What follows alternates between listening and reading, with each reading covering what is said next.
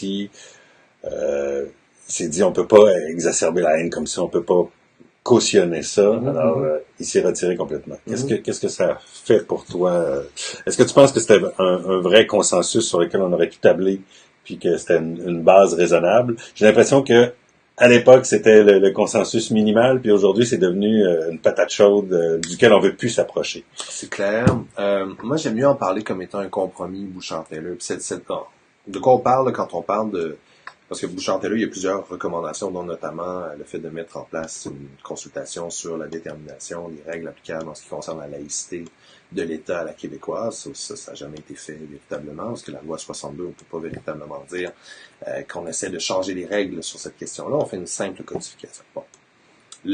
Une des propositions, qui est la seule qui reste du rapport Bouchard-Taylor dans les programmes politiques, c'est cette fameuse idée selon laquelle il pourrait être possible d'interdire le port de symboles religieux, quels qu'ils soient. Hein, pas de distinction un peu bancale, là, comme c'était le cas dans la Charte des valeurs, en disant on va permettre les petits symboles, mais pas les grands. Parce que là, le grand problème avec ça, c'est que ça devient la blague oui, exactement. Être à mesurer, là. Et surtout, c'est que ça nous ramène en plein visage, à mon sens, une distinction importante sur notre manière, majorité-minorité, là, au Québec et en Occident, de vivre nos convictions religieuses. Au Québec, puis au Canada, puis en Occident, encore aujourd'hui, donc l'écrasante majorité des gens sont soit affiliés au christianisme, soit athées, soit agnostiques. Alors, on a beau revenir à l'exemple là, qui pour moi est fallacieux, j'en parle tout le temps, selon lequel une interdiction du port des symboles religieux très visibles, ce n'est pas discriminatoire, parce que ça vise également toutes les religions. Hein? Puis là, on donne tout le temps des exemples. Ça c'est tiré du rapport Stasi, là, à l'époque, avant qu'on adopte la loi sur le voile dans les lycées français. Et là, on donne des exemples. Alors, ça interdit autant le hijab pour les musulmanes, que la kippa pour les juifs, que les chrétiens qui portent de grandes croix. Faut arrêter. Il y en a beaucoup, hein? Oui, voilà. C'est pas comme ça qu'on... Ça court les rues. Moi, j'en ai vu 8 tout ce le matin. temps, moi aussi. Moi, c'est ça. D'ailleurs, moi, sous mes vêtements, j'ai une immense croix que je vais sortir. Alors, les chrétiens... Un sabre laser de Boba Fett. C'est ça que je pourrais, oui. Enfin, Kylo Ren, hein, d'ailleurs, c'est une croix, son sabre. Enfin, mais voilà. un signe christique intégré dans Star Wars. Donc, les grandes croix, les chrétiens, les agnostiques et les athées n'expriment pas leur conviction par le port de symboles religieux qu'on est capable de voir. Donc, une interdiction, quelle qu'elle soit, de port de symboles religieux visibles sur le lieu de travail, quand on y va avec la définition de ce qu'est la discrimination par effet préjudiciable, c'est un exemple classique de discrimination par effet préjudiciable. En principe, ça s'applique à tout le monde. Dans les faits, quel est le groupe qui subit un désavantage? Ben, c'est les membres des minorités religieuses qui sont les seuls à vivre leur foi de cette manière-là, par l'entremise notamment de symboles religieux visibles. Les membres de la majorité n'ont aucun effort à faire pour respecter cette interdiction-là. C'est déjà conforme à leur manière d'exprimer leur foi ou leur non-foi. Et ça, c'est pas visible, en fait. Mm-hmm. Donc ça, c'est la prémisse de base, en fait. Maintenant, c'est pas parce qu'une interdiction viole un droit fondamental que nécessairement c'est injustifiable dans l'espace public. Hein. L'approche en charte, c'est toujours une approche binaire. On définit largement le droit fondamental, puis ensuite, on doit se demander si l'État a des motifs sérieux à faire valoir pour justifier l'atteinte aux droits fondamentaux. Bon. Pour revenir au rapport Bouchard-Taylor. Le rapport Bouchard-Taylor, au terme de la longue consultation, il faut savoir que vraiment, c'était un dérapage, là, c'était devenu presque hystérique au Québec, là, avant qu'on mette en place Bouchard-Taylor. Même pendant Bouchard-Taylor, là, certaines des consultations, là, c'était un peu hystérique, mais je veux dire, bon, en principe, là, le climat politique à l'époque, là, c'était fou. On voyait des accommodements déraisonnables partout, c'était dans les médias tout le temps. On dit à l'époque, mais encore aujourd'hui. 10 ans dans l'histoire d'un peuple, c'est très, très court, là, mais tu sais, ça a pas été réglé en... Ça n'a pas été réglé. 11 ans? Oui, puis 11 ans, en fait. 11 ans. Puis quand on voit les textes qui sont publiés aujourd'hui, on a l'impression des fois que ces textes-là auraient pu être écrits de la même manière, avec les mêmes arguments en 2006. Enfin. Donc, Bouchard-Taylor table sur cette idée-là, selon laquelle il serait raisonnable et justifiable de limiter pour une catégorie très, très restrictive de fonctionnaires leur droit de manifester de manière visible leurs convictions religieuses. De quelque manière que ce soit. La petite croix ou le turban, peu importe, là, pas de symbole religieux.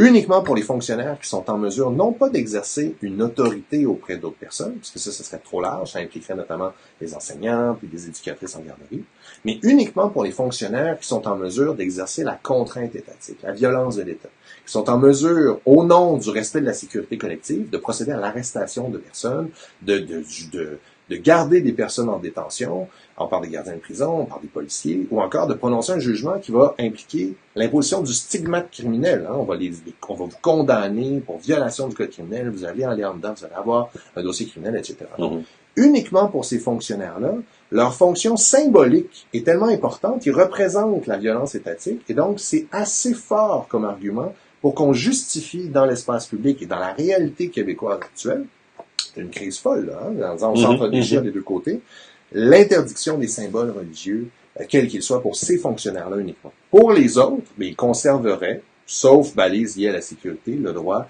d'exprimer leurs convictions religieuses sur le lieu de travail, notamment par le port de symboles religieux. Ça, c'est le compromis Bouchard-Taylor. Pourquoi on parle de compromis? C'est parce que tant les républicains qui voudraient une interdiction plus large, plus mur à mur, plus proche du régime français, tous les fonctionnaires n'ont pas le droit d'exprimer leurs convictions religieuses sur le lieu de travail, que les multiculturalistes, les pluralistes purs et durs, qui prétendent que non, tous les fonctionnaires devraient avoir le droit de porter leurs symboles religieux. Personne n'a une solution qui est gagnant-gagnant, en fait. Non. Donc, c'est un compromis, c'est un mi-chemin qui Parce que c'est restrictif. Absolument. C'est plus restrictif que la vision des pluralistes. C'est plus ouvert, beaucoup plus ouvert que la vision des républicains.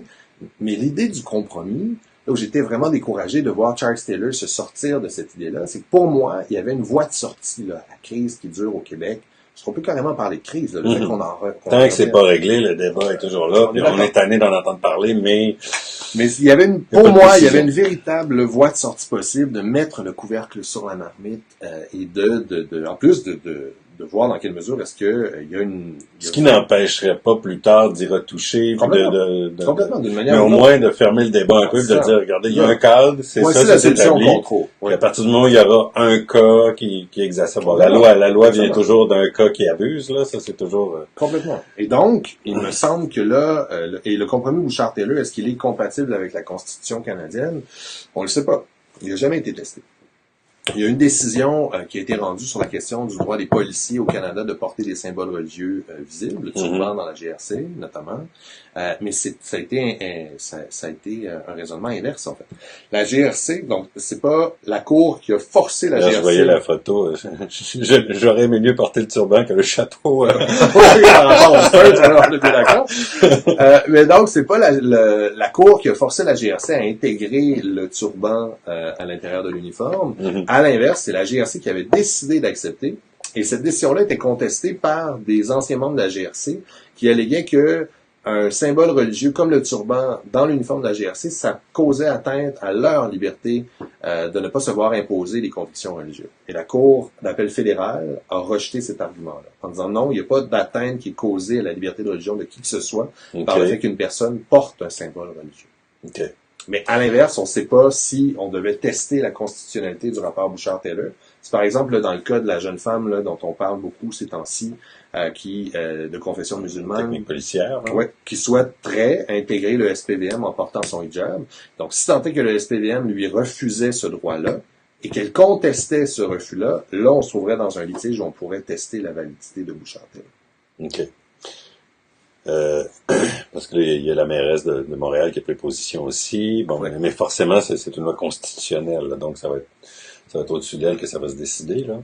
C'est-à-dire que sauf si le SPVM accepte. Si le SPVM accepte, il n'y a pas de test à Bouchard-Taylor. Okay. Il n'y a un test que si le SPVM essaie de justifier une interdiction. Est-ce que ça peut venir d'un simple citoyen qui dit moi je refuse ça ou non? Non, c'est pas possible parce que là, à l'inverse, un citoyen, une chose est claire, puis là, ça nous en dit beaucoup quand même sur cet argument-là du prosélytisme. Hein. Qu'est-ce qui peut être considéré comme du prosélytisme? Dans l'état actuel du droit canadien, au-delà de la loi 19, là, parce que la loi 19, là, pour certains, là, c'est comme la meilleure invention après le fil à couper le beurre. D'ailleurs, je comprends pas ce slogan-là, parce que le fil à couper le beurre, moi, je m'en suis jamais servi. Non, ça m'apparaît vraiment, enfin, bon, peu importe. Fait que, ça monte à loin. Ouais, on est d'accord. C'est avant qu'il y ait des couteaux. Ouais, ça va être ça, mais vraiment. Ça colle pas sur le couteau. Non, ça fonctionne pas bien. Bon, alors, donc, ça serait une invention formidable. L'état actuel du droit canadien reconnaît déjà que les fonctionnaires ont un devoir de réserve en ce qui concerne l'expression de leurs convictions religieuses. Alors, un fonctionnaire qui, sur le lieu de travail, commencerait à se lancer dans du prosélytisme actif, en fait, commencerait à essayer de convaincre ses collègues de travail que sa foi est la meilleure, commencerait à essayer d'agir, de refuser de serrer la main à une collègue en raison de ses convictions religieuses, ou à un collègue en raison de ses convictions religieuses parce que l'autre ne fait pas partie de sa foi.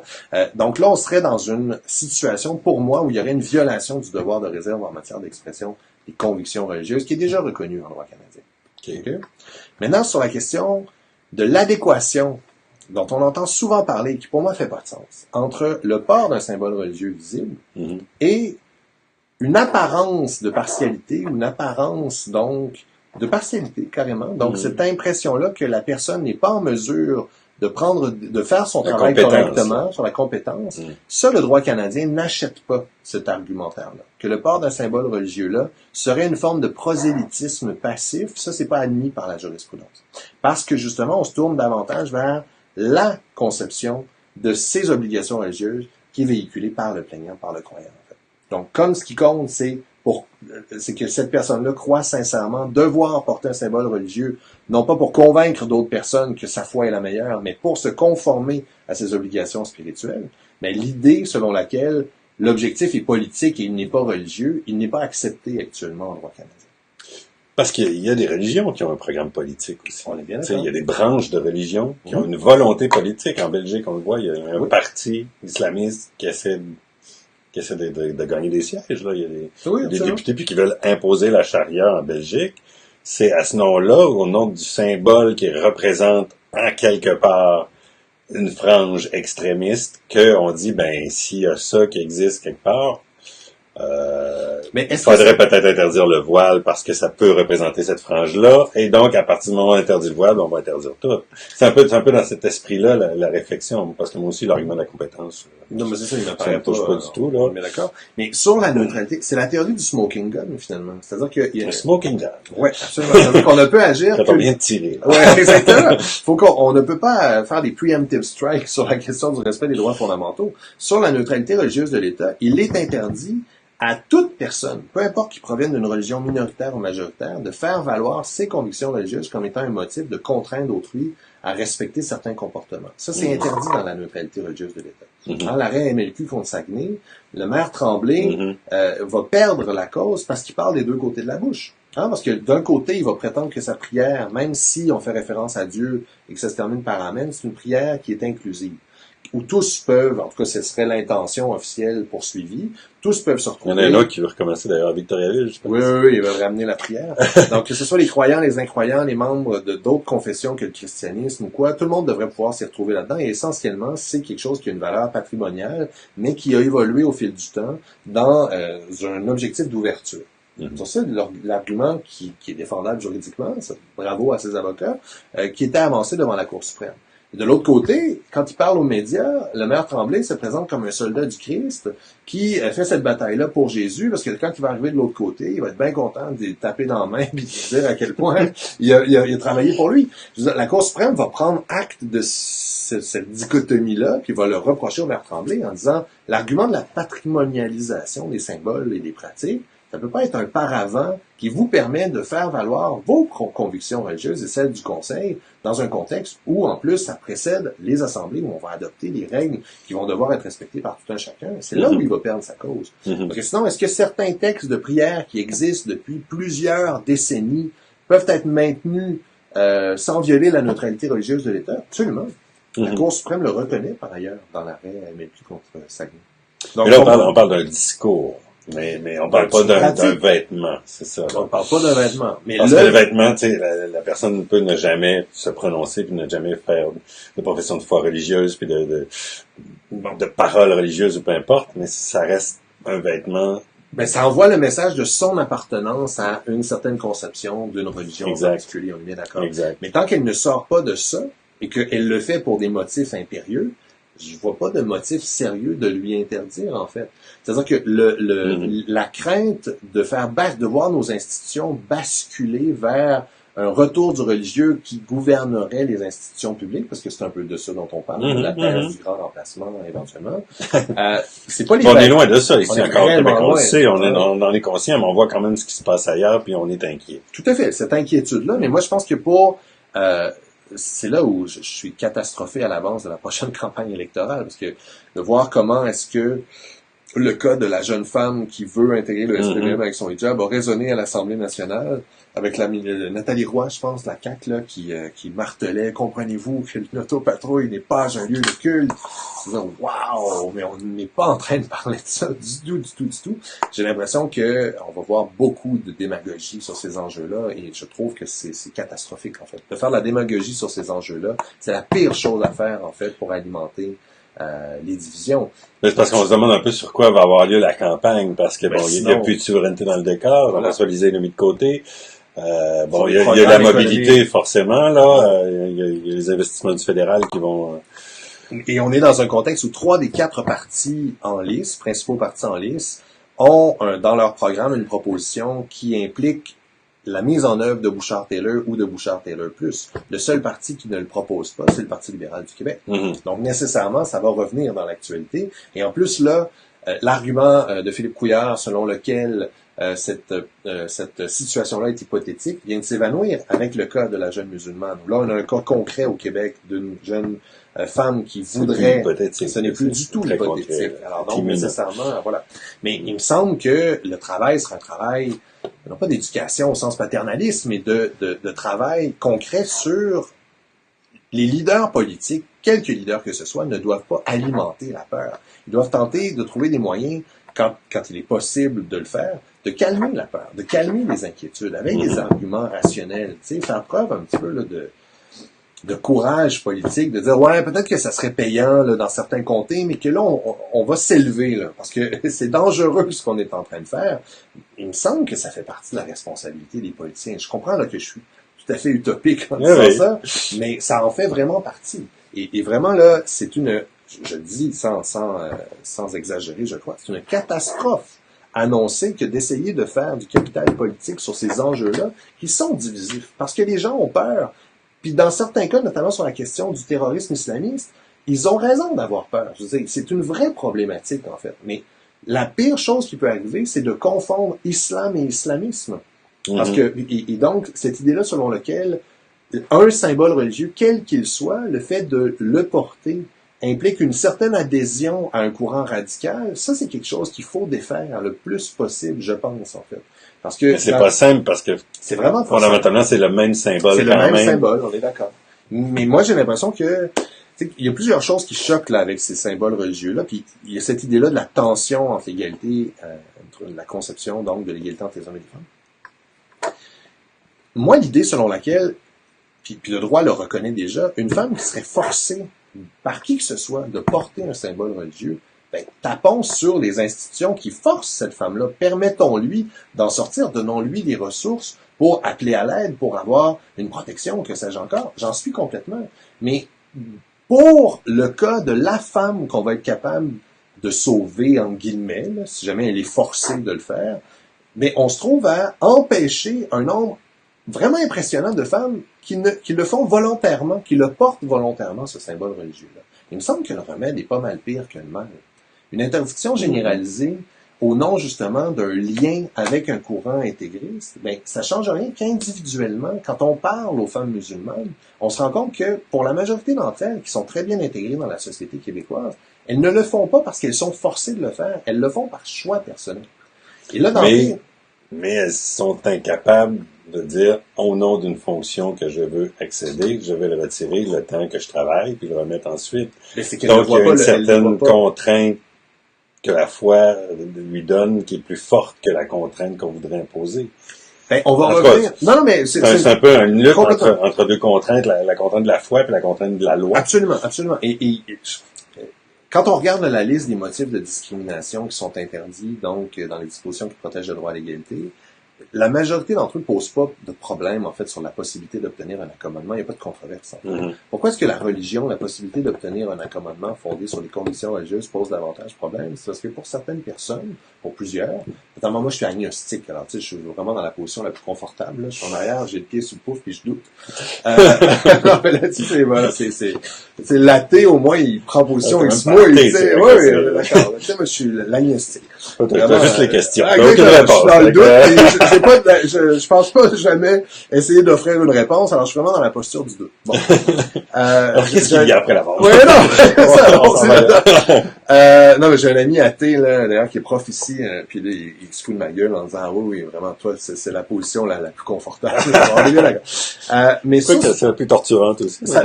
Non, mais ces questions-là sont torturantes, que ce soit pour les croyants, pour les non-croyants ou pour les agnostiques. Je veux dire, c'est des questions insolubles, en fait. Alors, on est toujours, moi, je pense que le doute traverse toute position de toute façon. Simplement, moi, j'ai décidé d'assumer le doute. Et là, avec ma question sur le doute, où est-ce que je m'en allais avec ça? On sait plus, hein? On est parti. On a posé la contrainte religieuse versus la contrainte de la loi, là. Quand on regarde la liste des motifs de discrimination, la religion, c'est considéré davantage comme étant un choix personnel. On a du mal à mettre dans la même catégorie le handicap, le sexe, l'origine nationale, la couleur de la peau, avec les convictions religieuses. Parce que les convictions religieuses, on les voit davantage comme étant un choix. Et donc, si on accepte ça, qu'on réfute la thèse selon laquelle ça fait partie de l'intégrité, de l'identité de la personne, ben on a l'impression que c'est un clash de la même manière qu'une personne qui essaierait de faire prévaloir ses opinions politiques sur le respect de la loi. La religion, ce serait au même niveau. Donc, comme c'est des choix personnels qui sont en cause, ben c'est dur de demander une dérogation à une règle commune au nom de choix personnels, en fait. On voit mal... Le vieux débat sur l'homosexualité, en fait. Ben voilà, moi, c'est exactement ça. Moi, je reviens à la Reverend. Et maintenant, en tout cas, j'ai l'impression que pour une majorité, ça semblerait, au Québec, absolument inconcevable. La Reverend qui est en cause, donc, c'est en 98, l'arrêt dans le cadre duquel la Cour suprême a intégré l'orientation sexuelle dans la liste des motifs protégés au droit à l'égalité. Ben, Reverend se fait congédier parce qu'il est homosexuel et qu'on juge, son collège juge il ne peut pas être en contact avec des enfants. Parce que cette idée-là, je reviens un peu à des thèses, là, qui sont caricaturées, à mon avis, à bon droit, dans South Park, là, hein, je veux dire, l'épisode où il y a un chien gay, là, puis il y a un personnage qui court après tout le long en disant « sois pas gay, sois pas gay ». C'est vraiment absurde, mais pour moi, c'est vraiment dans cette idée-là qu'il y a une possibilité de contamination des enfants en étant en contact avec un individu d'une certaine orientation sexuelle. Sur la religion, cette idée-là de contamination, c'est-à-dire qu'il y a des enfants qui sont en contact avec une femme qui, pour des raisons d'identité, on accepte le fait qu'elle le fait pour elle ne le fait pas pour marquer le coup face à autrui, ben, ils vont quoi? Ils vont devenir musulmans. Parce qu'ils sont en contact avec une femme qui porte le hijab. C'est là où il y a un parallèle à faire. Ça revient encore à l'image du drapeau, parce que ça revient encore à... Si le gay avait une pancarte, je suis gay, puis il va enseigner aux enfants, mais ça nous dérangerait beaucoup, là, tu sais. Oui, mais c'est une autre question en même temps. Je veux dire, est-ce que... C'est dans cet esprit-là, là. Oui, parce que là, c'est juste une question de vie privée, en fait. Mais là, la question, c'est que... Mais ce choix privé-là est public, là. Avec le symbole religieux visible, il devient... C'est un choix, en fait. Ça fait partie. C'est-à-dire que, de manière paradoxale, la jurisprudence reconnaît que c'est un choix parce qu'on reconnaît le droit de se convertir. Alors, nécessairement, c'est une partie intégrante des convictions, de l'identité, mais donc, on reconnaît que on le détache de l'orientation sexuelle à ce moment-là. C'est autre chose. C'est autre chose, on est bien d'accord. Les convictions religieuses, ça fait partie de l'identité, très clairement. Si tant est, et ça, c'est le compromis qui a été trouvé, puis dont on ne parle pas assez à mon sens, la liberté de conscience et de religion protège pas uniquement les convictions religieuses, protège l'athéisme également, mais protège même des convictions structurantes qui n'auraient rien à voir avec ce que Nussbaum appelle les questions ultimes, les questions d'où venons-nous, où allons-nous, etc. Par exemple, des convictions végétariennes ou des convictions écologiques pourraient être protégées par la liberté de conscience et de religion si tant est qu'elles atteignent le niveau d'importance pour l'identité de la personne. Alors ça, c'est intéressant de garder ça en tête. Ça nous ramène à dire, OK, il y a une distinction à faire entre les opinions, des choses qui sont pas structurantes, et ensuite les convictions. Et les convictions religieuses, certaines d'entre elles, si elles sont suffisamment structurantes, sont protégées, mais pas toutes. Les préférences religieuses, c'est pas protégé par la liberté de conscience et de religion. En principe, ça permet pas un accommodement. Puis, à l'inverse, des convictions séculières, et ça pourrait permettre un accommodement. Si tant est que, c'est la prémisse de base. On reconnaît que l'individu dans une société libérale a le droit de faire respecter sa conscience, en fait. Ce qui est structurant pour lui. Maintenant, ça, c'est la prémisse de base. Alors, est-ce que si l'État impose un comportement qui heurte la conscience, par exemple, on impose le service militaire à une personne qui est pacifiste. Alors, est-ce qu'il y a une violation de sa liberté de conscience? Absolument. Est-ce que l'État a des motifs suffisants, analysés de manière pragmatique pour dire, malheureusement, cette violation-là, on va la maintenir dans l'espace public au nom d'intérêts supérieurs? Ben, ça se plaide, ça peut se défendre, en fait. Et c'est comme ça qu'il faut voir la question. Davantage que de dire, ah ouais, mais c'est dangereux, là.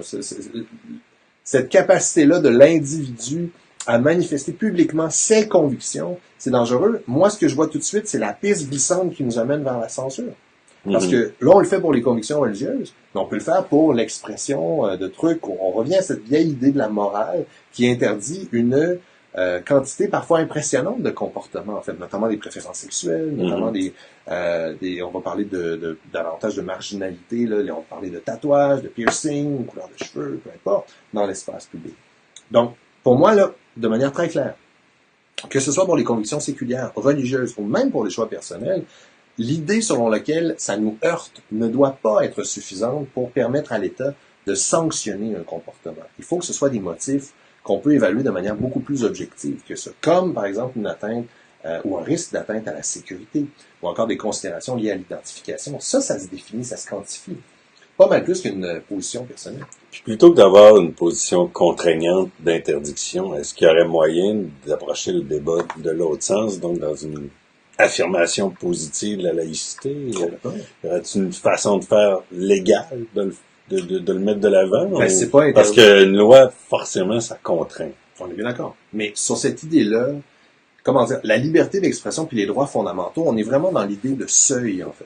Le seuil, c'est-à-dire, quel est le minimum que l'État, pas le minimum, pas comme ça, mais mettons, les libertés fondamentales, ça définit une zone d'autonomie personnelle à l'intérieur de laquelle l'État soit ne peut pas entrer, soit doit justifier les intrusions au nom d'intérêts plus importants que la seule considération qui est en cause au sens individuel du terme. Au nom de la sécurité collective, par exemple, c'est pas juste un épouvantail qu'on fait valoir pour tout justifier. C'est le problème de l'argument fondé sur la sécurité, c'est que des fois, il sort pas mal trop facilement. Mais si tant est que c'est un vrai argument de sécurité collective, on peut justifier des intrusions à l'intérieur de la zone d'autonomie personnelle des individus. Donc, mais ça, c'est le seuil des droits fondamentaux. Il n'y a rien qui interdit d'aller au-delà. La liberté d'expression, les limites à la liberté d'expression, quels sont les actes expressifs qui peuvent être interdits, menés à l'imposition de sanctions par l'État dans l'espace public? Et ça, il faut vraiment que ce soit défini de la manière, à mon sens, le plus restrictive possible, sinon on entre dans la censure. Même chose pour la liberté de conscience et de religion. Maintenant, est-ce que le fait que je ne puisse pas interdire ou sanctionner des points de vue que je juge dégradants, misogynes, dégoûtants, insultants dans l'espace public par une loi, est-ce que moi, ça m'interdit de dénoncer ça? Bien sûr que non, au contraire. Le débat démocratique, il passe par un espace de liberté où moi, je vais décider politiquement d'entrer dans l'art de mouvements que je trouve absolument invraisemblables, en fait, voire dangereux. Mais ça va se passer à l'intérieur de la zone de débat. Je vais donc me servir de ma liberté d'expression pour critiquer la liberté d'expression d'autrui, en fait. Parce que si on se tourne toujours vers l'État en disant ça, il faut carrément l'interdire, là, les droits fondamentaux entrent en ligne de compte. Parce que c'est le minimum qu'on a défini pour protéger les individus, quels qu'ils soient, des intrusions injustifiées de la majorité, en fait, qui est représentée par le gouvernement. Puis toi, tu penses qu'une sensibilisation positive comme ça pourrait être efficace? Absolument. Parce que, bon, il y a une candidate de Québec solidaire dans Outremont, je pense, qui est voilée. Il y a justement le cas de cette fille-là à l'école de police. Tu penses qu'en faisant la promotion de la laïcité, ces femmes-là pourraient être ouvertes à tout à coup de délaisser un peu leur conviction religieuse, le temps de leur travail? Mais ça dépend comment on définit la laïcité. Moi, pour moi, le noyau dur de la laïcité à la française, la neutralité religieuse de l'État. C'est le port des signes. Non. Le noyau dur, c'est la séparation du religieux de l'État. Ouais. Oui, dans l'État, là. Dans l'État. Dans l'État. Et pas dans l'espace public, moi, ça. Non, on est d'accord, mais dans l'État. Alors, comment est-ce qu'on fait pour s'assurer que le religieux ne soit pas une source qui permet d'imposer une contrainte à un justiciable qui veut rien savoir de cette religion. Que ce soit pour protéger les religions minoritaires ou même protéger les membres qui n'ont pas la lecture que fait... C'est ça parce qu'on a Jagmeet Singh aussi qui complètement. pourrait être premier ministre du Canada. Voilà. Alors, mais ça serait un Sikh à la tête du Canada, ça serait quand même assez particulier là, dans l'historique, mais c'est une possibilité là. Mais c'est là où je reviens à cette idée de la théorie du smoking gun. Ce qui est déterminant, c'est que le religieux ne permette pas à une personne d'imposer un aspect de ses croyances aux autres. Ça, c'est ce qui est déterminant. La laïcité, c'est ça. Puis la française, c'est ça. Puis la neutralité religieuse de l'État, quand on regarde les règles, les grands arrêts, c'est vraiment ça qui est déterminant. Est-ce que on impose, c'est ça la loi sur l'observance du dimanche, Big M Drug Mart, un arrêt de la Cour suprême en 85. Là, on va venir invalider une loi fédérale. C'est tous par cœur. Ouais. Non, mais quand même, ça m'impressionne les juristes. Ils vont chercher dans les lois de telle année. Alors là, je sais que tu as fait ta thèse de doctorat là-dessus, mais quand même. Ça fait pas mal d'années que je travaille là-dessus. C'est comme le parrain 3. Hein. J'ai toujours l'impression de pouvoir en sortir, puis on m'y ramène. L'actualité m'y ramène. Donc, Big M Drug Mart, la loi sur l'observance du dimanche, adoptée par le législateur fédéral au début du 20e siècle, et qui sanctionnait de manière criminelle la violation d'un aspect fondamental du dogme chrétien, c'est-à-dire le fait de ne pas travailler le dimanche. On interdisait donc à tout le monde, pour des motifs religieux à la base, le jour de repos des chrétiens, finalement. Et la Cour nous dit, ça, c'est contraire à la neutralité religieuse de l'État, redéfinie en vertu de la Charte canadienne, en disant que pour respecter la liberté de conscience de tout le monde, l'État doit faire preuve de neutralité en matière de conviction religieuse. Il ne peut pas imposer quelque aspect de quelque dogme que ce soit à la population, en fait. Ça ne peut pas être le moteur d'une loi. Okay? Donc ça, c'est fondamental.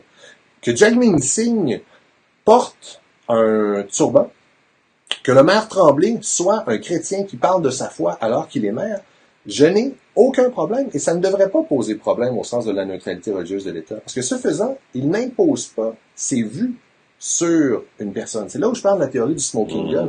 Si on se rend compte que là, il passe une loi, puis que ce qu'il est en train de faire, c'est de passer une proportion... Mais il va être sous beaucoup plus haute surveillance que... Mais à la limite, c'est presque un avantage.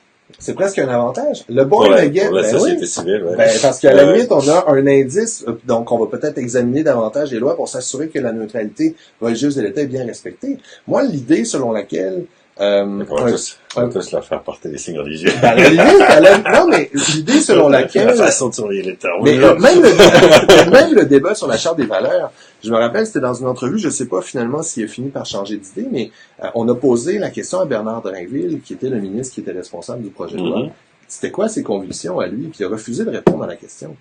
Mais ça pose quand même un enjeu important, parce que dans le projet de Charte des valeurs, plusieurs en ont parlé, puis moi j'en fais partie, que c'était un projet qui mettait de l'avant une catho-laïcité. Pourquoi?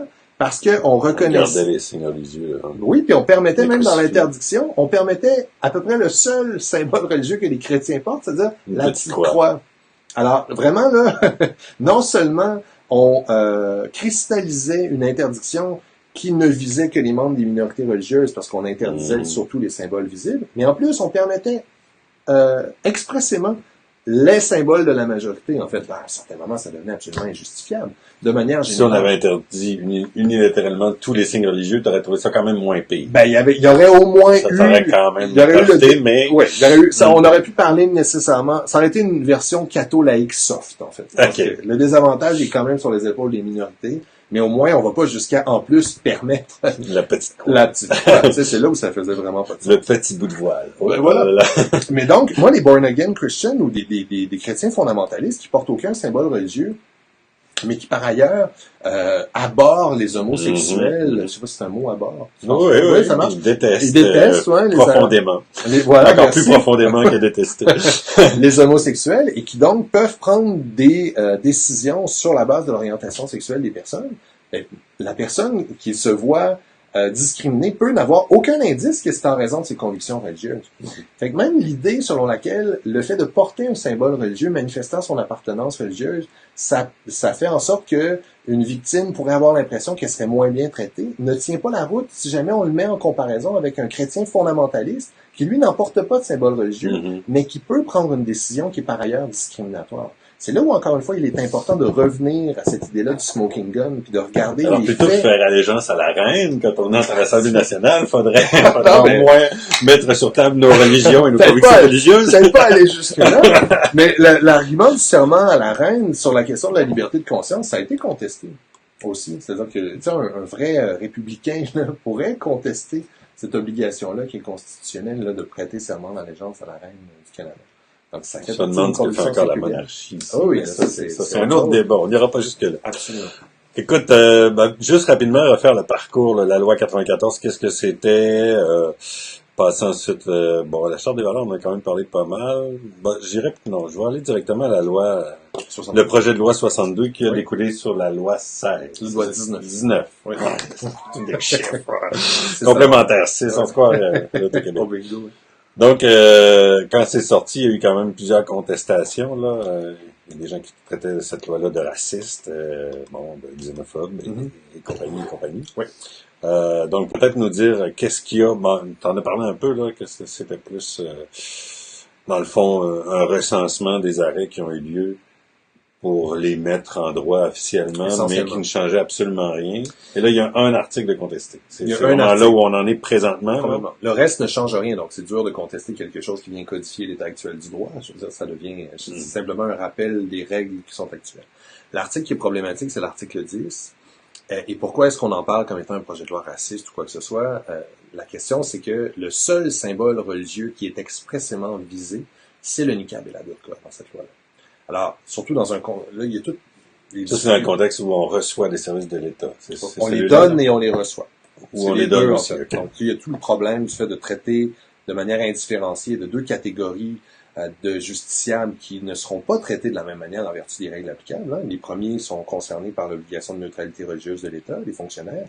Alors, qui bénéficient de services publics, là, la neutralité religieuse de l'État n'oppose aucun devoir sur eux, aucune obligation, en fait. Alors, ça, déjà, il y a un problème parce que ça me semble de nature à, encore une fois, alimenter l'amalgame entre les règles qui sont applicables dans certaines circonstances, alors que là, il faudrait vraiment qu'on fasse le tri, puis que l'État assume son leadership et explique vraiment les différences qui s'appliquent dans l'un et l'autre cas. Bon, d'une part. D'autre part, et c'est la position qui a été défendue par la Commission des droits de la personne, il y aurait des conséquences à ne traiter que du niqab et de la burqa. Et je comprends cet argument-là, en fait. C'est-à-dire que pourquoi ne pas avoir mis en place des mesures qui visent tous les symboles religieux en mettant l'accent sur les balises, parce que c'est ce qui est au cœur du projet de loi 19, hein, de donner l'impression que maintenant, au Québec, on trace une ligne dans le sable et les services doivent être donnés et reçus à visage découvert. Alors que dans les faits, c'est pas ce que la loi fait. La loi reconnaît la possibilité d'obtenir un accommodement pour ces symboles-là, religieux en particulier. Alors, dans ce contexte-là, où on les permet les accommodements, pourquoi ne pas simplement assumer ce qu'est la loi 19, c'est-à-dire une loi qui vise à avoir une vertu pédagogique, qui vise à expliquer les règles puis à permettre aux décideurs d'avoir un document clair, parce qu'évidemment, c'est pas tout le monde, puis on les comprend, qui se tape tous les arrêts de la Cour suprême pour être capable de comprendre c'est quoi le fil rouge, là. Puis des fois, c'est assez difficile de le trouver, le fil rouge.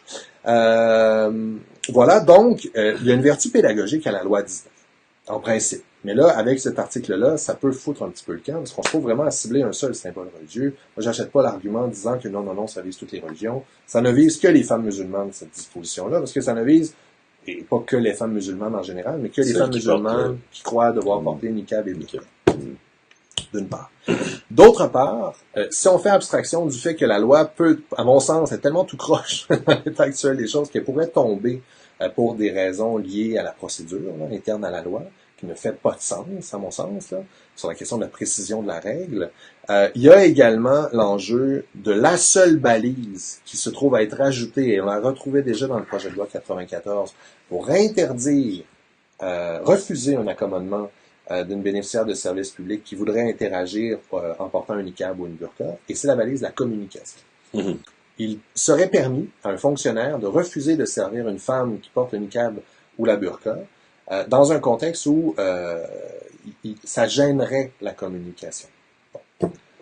Bon, d'une part, cet argument-là m'apparaît assez faible en lui-même. Hein. On n'a qu'à penser, on prend évidemment... n'importe quoi sur la burqa. Ben oui, là, c'est ça, d'autant qu'on est bien traverser entendu. le tissu. Puis pour vivre dans un climat nordique, je veux dire, à Valcartier... On a quand même on en un porte bon tous. foulard. Ben voilà, c'est ça, voir la tuque, tout ça. Puis souvent, c'est juste les yeux qui transparaissent. Alors l'hiver nous donne une s'entend religion précisément Oui, c'est québécoise. ça. Mais on s'entend bien en plus. Fait que là, déjà, la communication, ça m'apparaît un peu absurde là-dessus.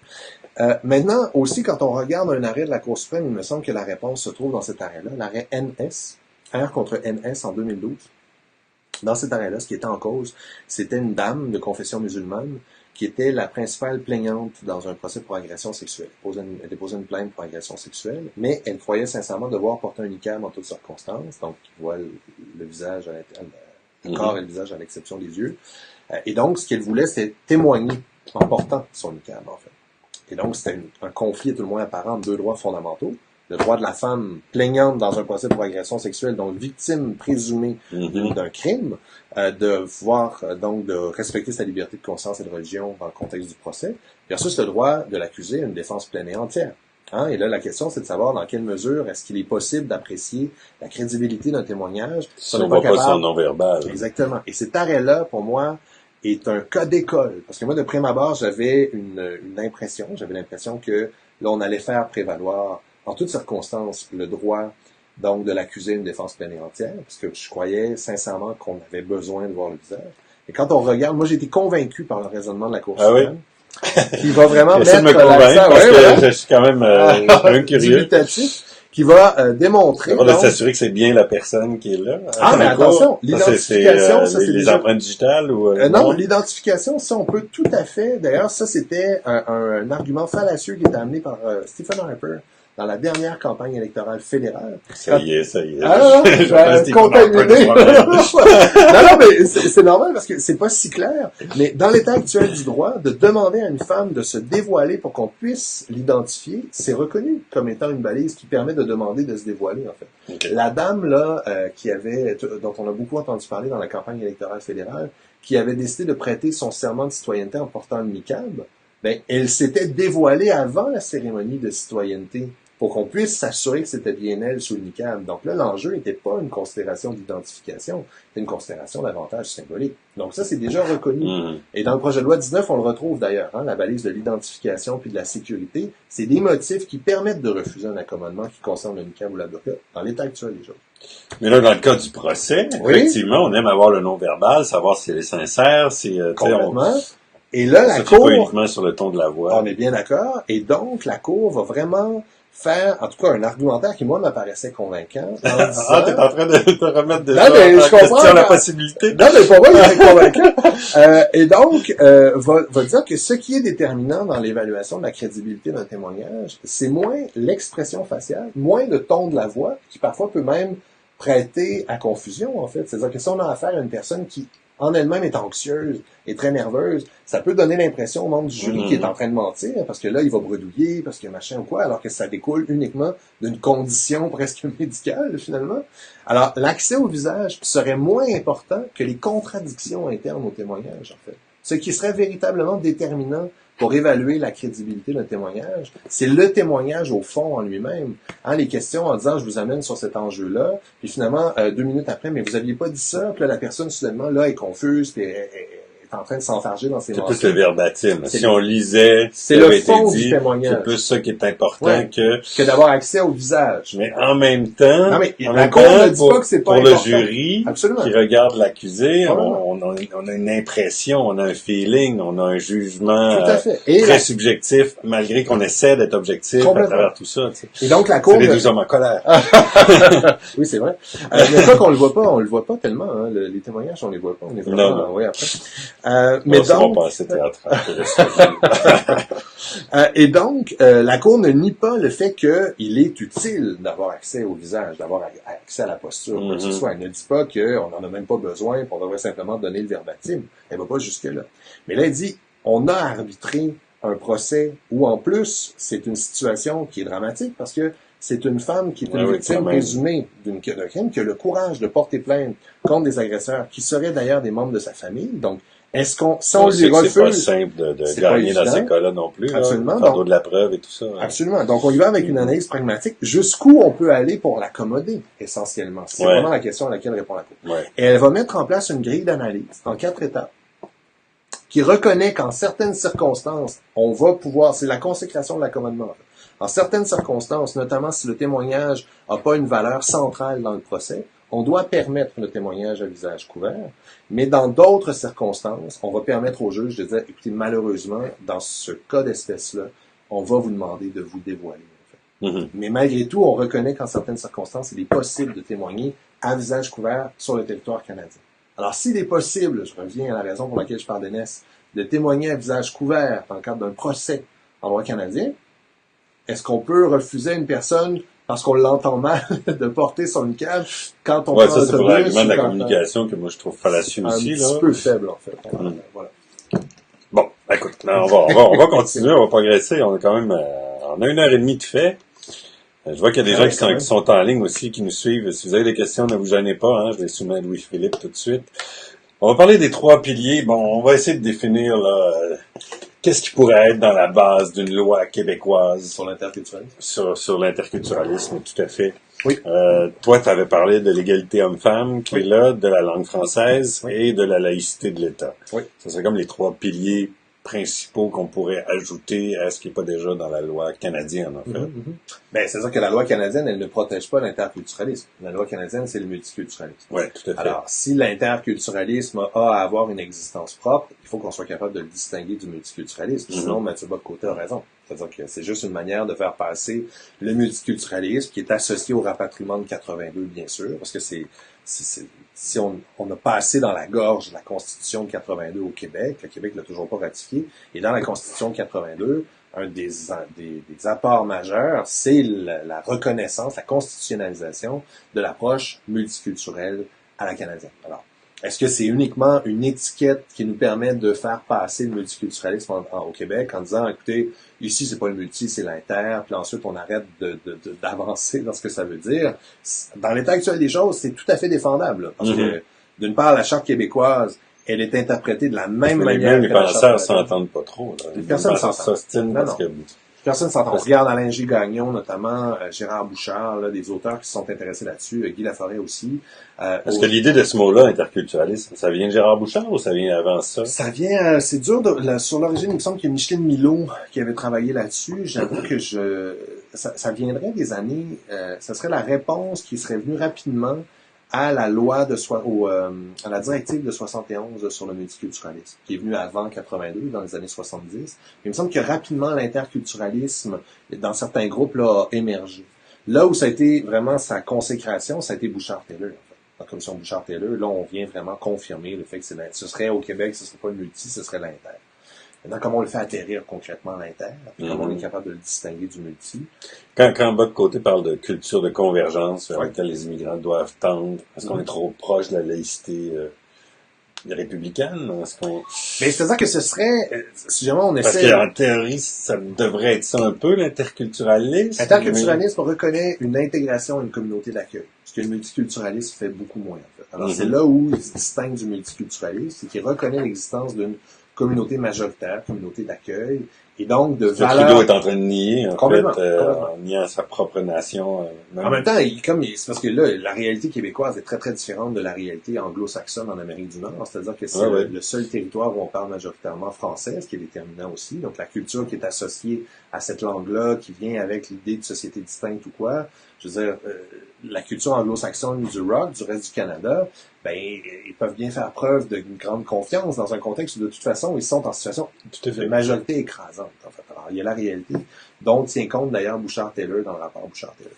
Mais l'interculturalisme, ce serait à mi-chemin entre le multiculturalisme, ce serait donc un régime qui est pluraliste, qui reconnaît la diversité, donc il serait à mi-chemin entre le multiculturalisme et le républicanisme à la française, qui lui reconnaît beaucoup moins, à tout le moins dans l'espace public, cette diversité fondée sur des caractéristiques personnelles, en fait. C'est vraiment cette idée-là du républicanisme, là, où mais entre la les deux, loi ne fait exception de personne. On est conscient qu'entre les deux, il y a vraiment plusieurs espaces possibles, disponibles. C'est toujours le problème c'est pas comblé. Complètement. Et c'est toujours le problème du modèle mitoyen, c'est c'est dur de le définir, en fait. Mhm. Et donc, l'idée selon laquelle il existerait au Québec, contrairement au Canada, 3 valeurs collectives qui permettraient donc de refuser des accommodements Est-ce que c'est individuels. toi qui proposes ces valeurs-là ou c'est quand même C'est dans la universellement littérature. reconnu? Oui, oui. Généralement, les auteurs, et ensuite, ils en proposent, ils s'obstinent, puis il y en aurait d'autres. On ferait des déclinaisons plus ou moins importantes sur chacune de ces valeurs-là, mais on retrouve ces 3 valeurs-là pas mal dans toutes les, en tout cas dans celles que j'ai lues, où on travaille sur l'interculturalisme. Donc, la laïcité de l'État, la neutralité religieuse de l'État. Encore une fois, il faut définir ce que ça veut dire et comment on l'opérationnalise. L'égalité entre les hommes et les femmes, la valeur de l'égalité entre les hommes et les femmes. C'est très intéressant. Et encore là. Et la question, évidemment, de la protection du français comme étant langue. Ça me semble plus simple. Ça, c'est très Quoique, ouais, quoique, on est quoique, là, on a l'histoire du barreau, mais après... Et non, mais la Charte canadienne, les droits linguistiques de la Charte canadienne, qui reconnaissent plusieurs garanties aux minorités francophones et anglophones dans les différentes provinces et territoires au Canada. Et donc, même à Vancouver, on est rendu à la moitié chinois, donc tout est écrit, traduit en mandarin. À Toronto, il y a de la traduction dans 7-8 langues. Bon, même pas le français, là, c'est d'autres langues que le français et l'anglais, évidemment. Mais ça a un coût énorme, ça, cette espèce d'ouverture-là, tous azimuts, ça a un coût institutionnel qui va grimper si on se met à traduire les lois dans plusieurs langues. Toutes les langues du monde, éventuellement, là. C'est un peu cette idée-là. Ben, c'est pour ça qu'à certains moments, puis dans tous les États, généralement, en matière de droit linguistique, puis là, Dieu sait que je suis vraiment pas un spécialiste de ces questions-là, mais dans tous les États, généralement, on va se tourner vers... l'image du Canada, avec plusieurs drapeaux. Mais on va se limiter à une langue commune, en fait. Et ensuite, on va donner le droit, dans des procédures criminelles, au droit à un interprète ou quoi que ce soit, mais on ne peut pas faire porter sur les épaules de l'État l'obligation de traduire ces lois, ces règlements, ces directives dans toutes les langues qui sont parlées par les différents membres de tous les groupes, de toutes les cultures, toutes les sociétés nationales maintenant ont une composition qui est complètement éclatée. Ce serait absolument illusoire. Donc, on se tourne toujours avec cette idée-là du seuil. Il y a une loi. Il y a une langue, en fait, qui va prédominer. Dans certains États, c'est 2, dans d'autres, c'est 3. Mais il y a des langues officielles. Et à partir de ça, ben, si jamais il y a des mesures qui sont, qui peuvent attenter gravement aux droits des individus, ben là, on va se tourner vers les garanties d'obtenir une traduction. La garantie que la personne comprenne bien dans sa langue ce qui est en train de lui arriver, pour comprendre bien que là, il y a des risques importants sur sa liberté, par exemple, si jamais c'est un procès criminel. Ça amène quand même sur l'initiative du barreau, une certaine frange du barreau qui veut déclarer que les lois écrites en français au Québec sont inconstitutionnelles. En même temps, la Constitution canadienne a été traduite en français, mais c'est la Constitution anglophone qui a préséance, qui a force de loi. Ben, en principe, tout ça découle de l'article. Je vais de voir si je comprends bien ce qui se passe, là, c'est... Moi, ce qui me questionne, voire de prime abord qui m'a choqué, c'est que ce soit le barreau qui intente cette poursuite-là, en fait. J'avoue que je comprends mal le rôle du barreau dans un truc comme celui-là, puis je vois pas comment cette poursuite-là peut pas être considérée comme un acte politique. On a beau dire, c'est la manière qu'a eu le barreau. Financé par le fédéral. En plus, on découvre que c'est financé par un programme fédéral, mais que le barreau dise, nous, on fait pas de politique, on fait du droit. Je suis désolé, mais le fait parfois de faire le choix de faire valoir un droit ou d'intenter une poursuite en particulier, je veux dire, il y a clairement des considérations politiques qui sont en cause. Donc, il y a un vieil arrêt, donc, qui reconnaît qu'en principe, là, la valeur des lois francophones et anglophones, ça a la même valeur, en fait, partout au Canada. C'est l'article 133, je pense, de la loi constitutionnelle de 1867. Mais encore une fois, pose-moi pas la question. Il y avait pas d'interrogation. Alors, je pose la question. Possible. Certes. Et donc, là, encore une fois, je sors de mon champ d'expertise. Alors, je vais vraiment de manière plus presque citoyenne, informée, on va dire comme ça. Et donc, si j'ai bien compris, le cœur du problème, c'est que le processus qui est suivi par l'Assemblée nationale mène à des imprécisions qui a permis à des juges de faire prédominer une traduction, on va dire laxiste, mal faite, mal vérifiée, sur la règle qui avait été adoptée en français, en fait, et qui témoigne davantage de l'intention du législateur. Et donc, pour éviter des situations comme celle-là, on demanderait de respecter la lettre de la Constitution et d'adopter à la fois en français et en anglais toutes les lois du Québec. Écoutez, je trouve ça fort le café un petit peu, et d'autre part, dans un contexte comme celui-là, où les enjeux linguistiques sont aussi explosifs au Québec, on le sait, que le barreau se lance là-dedans, Écoutez, je dis de manière, tu sais que je suis membre du barreau aussi, là, il me semble qu'on avait d'autres choses. Compromettant, là. Ouais, non, j'assume. Je pense qu'on avait d'autres priorités, en fait, donc il aurait été pertinent de s'occuper avant de se lancer dans cette bataille-là au nom de la primauté du droit. Et il y a des solutions. Maintenant, s'il y a une problématique, il faut s'y attaquer, bien sûr. Je veux dire, les membres de la minorité anglophone sur le territoire québécois, on doit la protéger, ça c'est très très clair. Mais est-ce que ça passe nécessairement par une adoption bilingue des textes de loi? Écoutez, moi je suis loin d'être certain. Est-ce que des lois en français briment les droits anglophones? Ils ont des arguments, là. Entendons-nous bien, constitutionnellement, ils ont des arguments sérieux à faire valoir. Donc c'est pas farfelu, là, la poursuite. Est-ce que la Constitution canadienne nous brime en tant que francophone? Ben là, ça c'est une autre question. Mais officiellement, la Constitution reconnaît le bilinguisme institutionnel, en fait, au niveau fédéral, et reconnaît des droits égaux aux anglophones comme aux francophones partout à travers le Canada. Ça revient un peu à la notion d'interprétation. La traduction, traduttore, traditore, un traducteur est un traître. Non, mais donc, complètement. C'est difficile de garder l'esprit dans lequel a été écrit quelque chose. Bon, des fois, ça se fait facilement, mais il y a bien des endroits où c'est touché, puis c'est une interprétation. Là. Puis, écoutez, il y a aussi cet enjeu-là, qui est celui de le juge, lorsqu'il doit trancher un jugement, il doit interpréter la loi, il y a un principe clé où il doit se tourner, il ne peut pas créer le droit.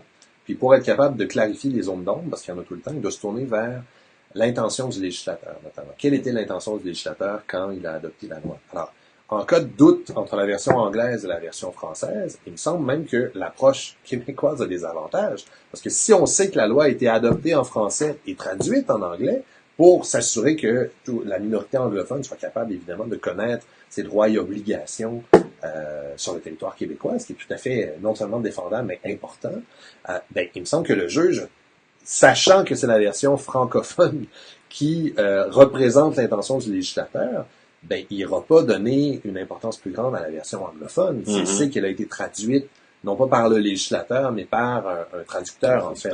Il me semble même que ça pourrait avoir un avantage de clarté, le fait qu'il n'y ait qu'une seule loi qui, en cas de doute, doive prédominer. Alors, il y a plusieurs choses dans cette poursuite-là, moi, qui m'apparaissent problématiques. Puis moi, une chose qui est très, très claire, même si, je le dis encore une fois, le barreau a des arguments sérieux à faire valoir, moi, c'est le fait que le barreau soit l'instigateur de cette poursuite-là qui me pose problème. Et je ne vois pas comment on peut dire que ce n'est pas un geste politique que d'intenter cette poursuite-là. Écoute, là, ça fait 1h45 qu'on est ensemble. On aurait aimé parler encore d'identité québécoise, de pousser un peu plus loin. Y a-t-il quelque chose qui était vraiment important? Bon, la clause dérogatoire que j'aurais quand même aimé traiter avec toi. Oui. Est-ce que c'est vrai que par la clause dérogatoire, on peut faire passer la loi qu'on souhaite sur les accommodements religieux, est-ce que cette clause-là, elle est béton, en fait. Elle est béton. Le coût qui est associé à l'utilisation de la clause dérogatoire, c'est la disposition dérogatoire, c'est un coût politique essentiellement. Dans les faits, les conditions sont limitées à des conditions de forme. Dans la Charte canadienne, il n'est pas possible de déroger. Quand on parle de déroger, c'est de suspendre l'application d'un texte qui protège les droits fondamentaux, de dire la Charte canadienne, par exemple, ne s'applique pas pour une éventuelle contestation d'un programme X, Y ou Z. C'est ça l'idée d'une dérogation. On parle aussi de la clause non-obstant. La Charte canadienne, on ne peut pas suspendre l'application de tous les droits de la Charte canadienne. Uniquement les plus importants. Ou à peu près, ce qui est paradoxal. On peut suspendre juste les plus importants, c'est ça? On ne peut suspendre on ne peut pas suspendre, par exemple, les droits linguistiques. C'est pas possible de déroger aux dispositions qui protègent les minorités francophones et anglophones partout au Canada. Mais on peut suspendre les libertés fondamentales, le droit à la vie, à la liberté, à la sécurité de la personne, les garanties judiciaires. On peut suspendre les droits qui sont protégés aux articles 2 et 7 à 15 de la Charte canadienne. Et la seule chose que le législateur doit faire, s'il veut suspendre l'application de ces dispositions-là, c'est de le dire clairement dans une loi. C'est la seule condition qui a été imposée par la Cour suprême dans l'arrêt Ford au législateur. Et c'est la même chose pour la Charte québécoise, si ce n'est que là, on pourrait carrément suspendre tous les droits fondamentaux protégés par la Charte québécoise. Il n'y a pas de limite aux droits auxquels on pourrait déroger dans la Charte québécoise.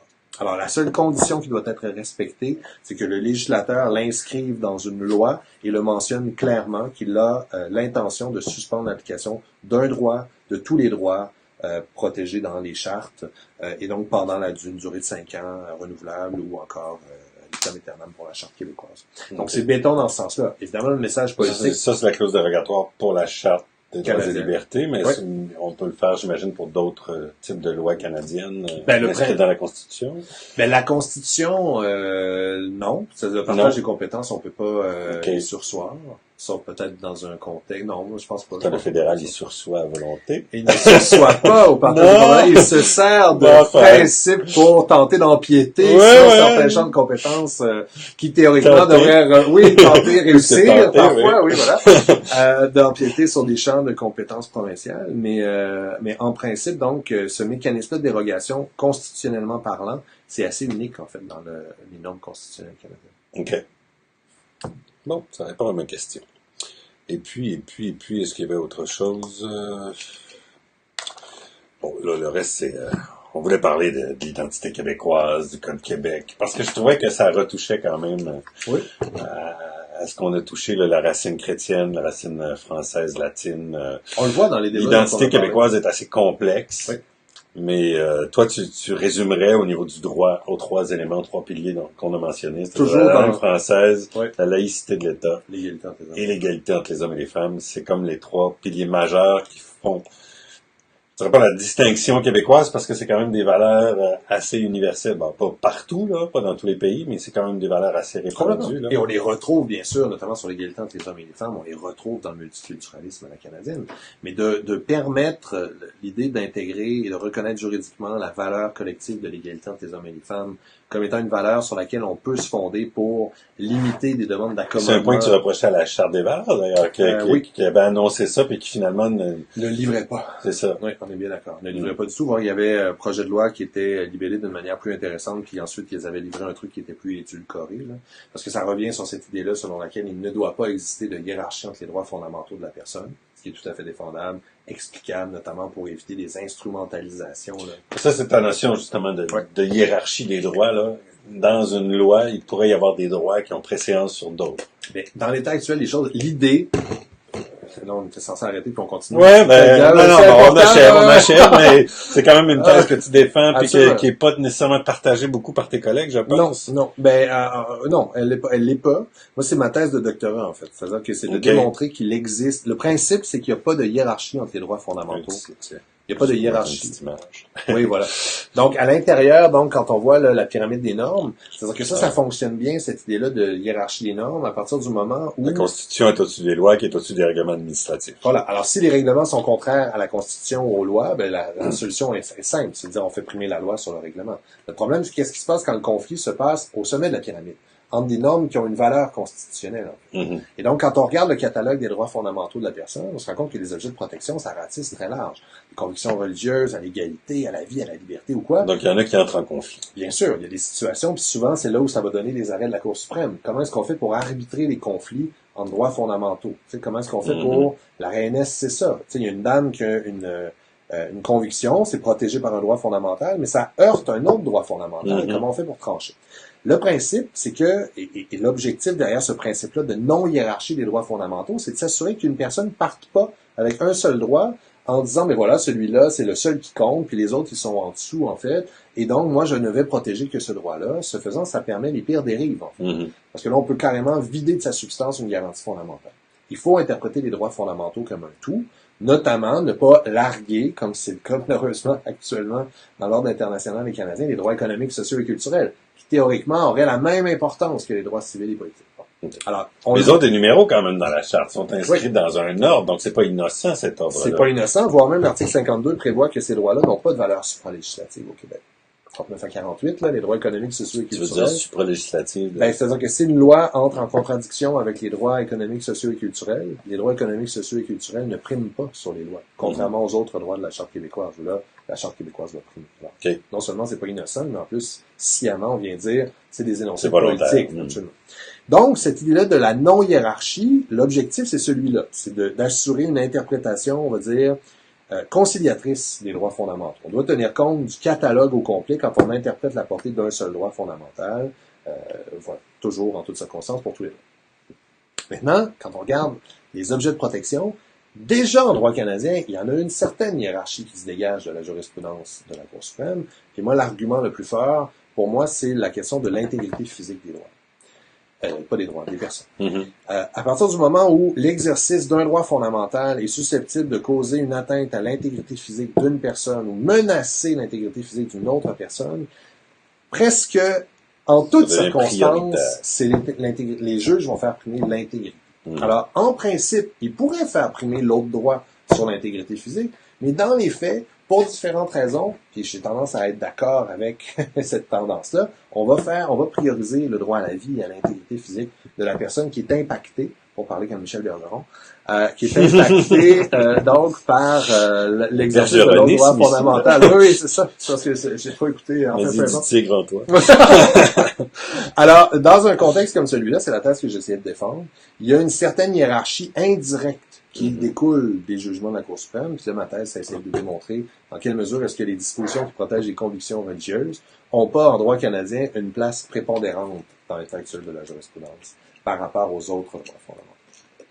Ben, intéressant. On lira. Oui, avec plaisir. Vous ferez partie des 3 personnes. Un livre qui est publié, d'ailleurs. C'est ta thèse. Oui, c'est ma thèse. Oui, la hiérarchie des droits. La hiérarchie des droits. Oui. Alors, à trouver.